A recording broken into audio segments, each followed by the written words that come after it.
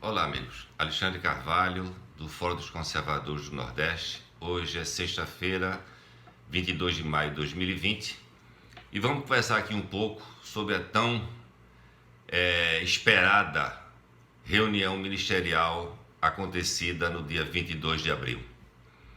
A reunião começou com a apresentação de um plano maravilhoso, um plano de desenvolvimento nacional, o Pró-Brasil, que mostra que mesmo numa situação difícil, como se encontra o governo, com esta pandemia, com os gastos, com a ajuda que vem dando às pessoas e às empresas, esse governo não para de traçar planos e buscar alternativas que coloquem o Brasil no caminho certo, na volta do crescimento e do progresso.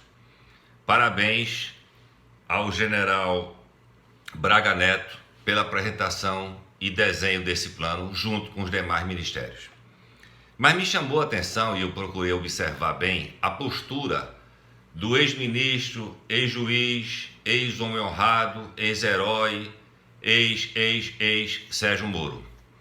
Uma postura ali impávida, olhos baixos, braços cruzados, sem dar mínima para o que estava sendo apresentado ali para o futuro do país.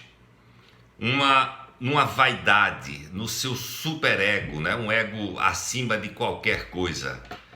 E mal enxerga o papel canalha que fez, sendo manipulado por um velho canalha chamado Fernando Henrique Cardoso, que teve um governo de corrupção, que usurpou o plano real do governo anterior e que é o grande responsável pela desgraça que aconteceu no Brasil nos anos seguintes, através da ajuda e apoio à eleição de crápulas como o senhor Luiz Inácio, seu Lula. Pronto, vai ficar mais seu Lula, porque chamar esse Luiz Inácio de senhor é demais. Mas seu Lula, pronto.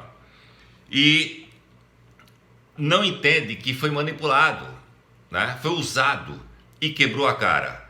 Porque além de ministro, de ex-ministro, de ex-juiz, de ex-homem honrado, de ex-homem respeitado, o senhor também é um ex-pretendente à presidência da República. Acabou-se. Eu só tenho uma coisa a lhe agradecer, Sérgio Moro.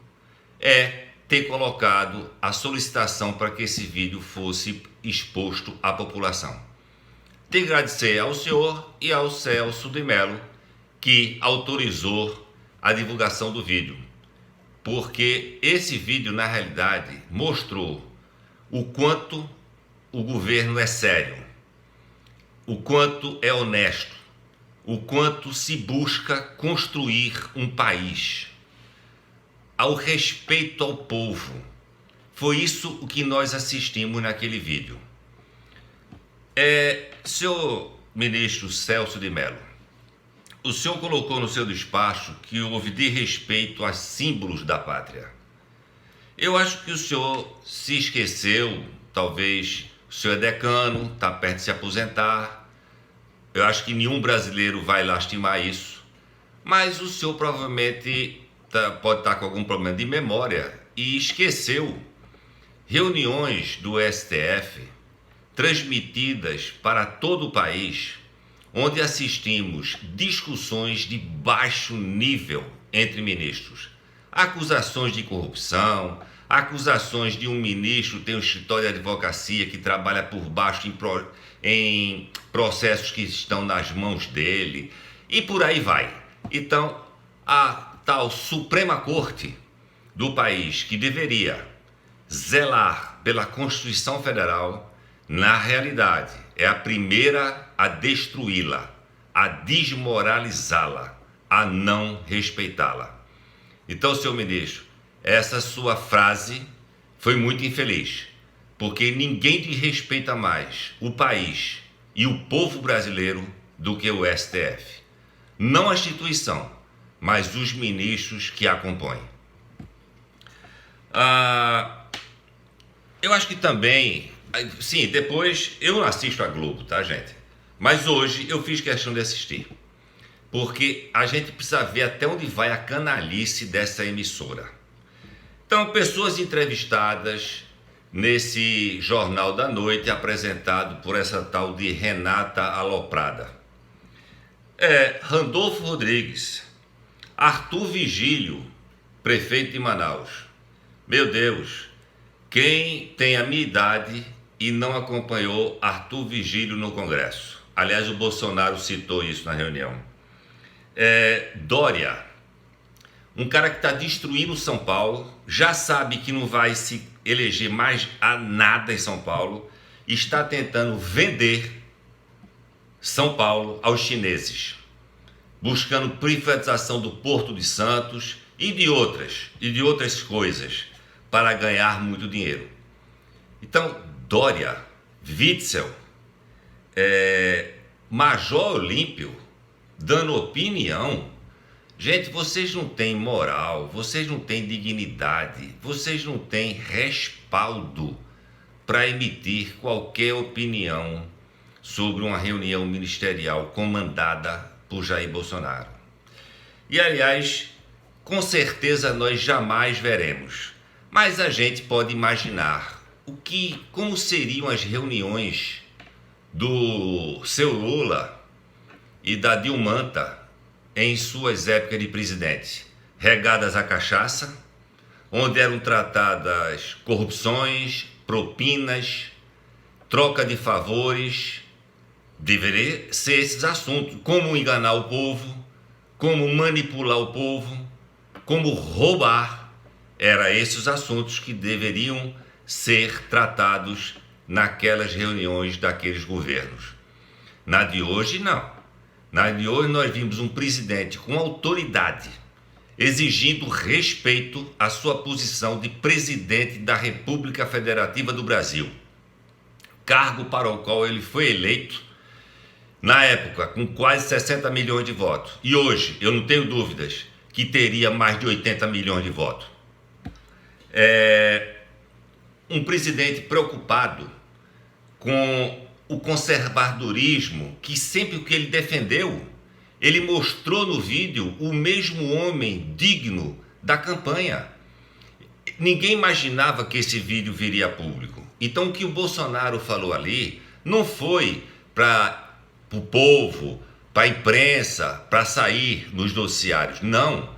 Ele falou com os ministros subordinados a ele de como ele quer que o Brasil seja governado. E deixou claro que não vai botar o rabo entre as pernas.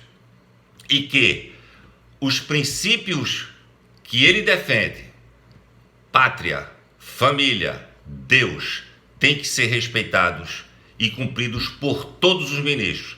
E caso alguém não se sinta confortável com esses princípios, saia do governo, porque não é o lugar dele ficar. Vimos um presidente com autoridade, falando a linguagem que tem que ser falada, com clareza, sinceridade e objetividade. Eu trabalhei em empresa privada durante muitos anos. Uma reunião séria de uma empresa séria não se preocupa com detalhes da língua, se preocupa com o recado que tem que ser dado aos subordinados que têm que executar as tarefas a ele designadas. E foi isso que se viu hoje. E vamos deixar de hipocrisia, porque o que vocês são é hipócritas. Como é que os seus filhos falam hoje? Hoje a juventude fala o que eu, na época de adolescente, não via nem na rua, nem em colegas. Hoje se vê as pessoas usando esse linguajar em ambientes fechados e até dentro da casa. Então vamos deixar de ser hipócritas, vamos deixar de ser frescos com algumas coisas que quando se tem que falar sério, direto, se fala sério e direto e com objetividade. E foi isso que eu vi. Então, presidente Bolsonaro, o senhor foi o voto mais consciente e que mais me deixou feliz em toda a minha vida. Eu não tenho dúvidas, e não tenho dúvidas que em 2022 o senhor será candidato e o senhor será reeleito para dar continuidade a esse trabalho brilhante de salvação do Brasil. Não posso também aqui deixar de agradecer e parabenizar o grande general Heleno, um homem que honra a farda que veste do Exército Brasileiro, que soltou uma nota hoje, também clara, objetiva, sobre o respeito que o presidente da nação tem que ter de todos os poderes. Se os poderes querem que o executivo respeite, vocês do legislativo e do judiciário respeitem o executivo, respeitem o presidente da República, respeitem o senhor Jair Messias Bolsonaro, porque nós, povo brasileiro, estamos cansados de vocês tentarem nos manipular e nos enganar e nos roubar, como sempre fizeram. Isso está acabando, está chegando ao final, porque este governo cumprirá os seus 4 anos de mandato e os mais 4 que virão pela frente, por honra e glória de Deus, para a salvação do Brasil e para a felicidade de todos os brasileiros. Muito obrigado a vocês pela atenção e um forte abraço.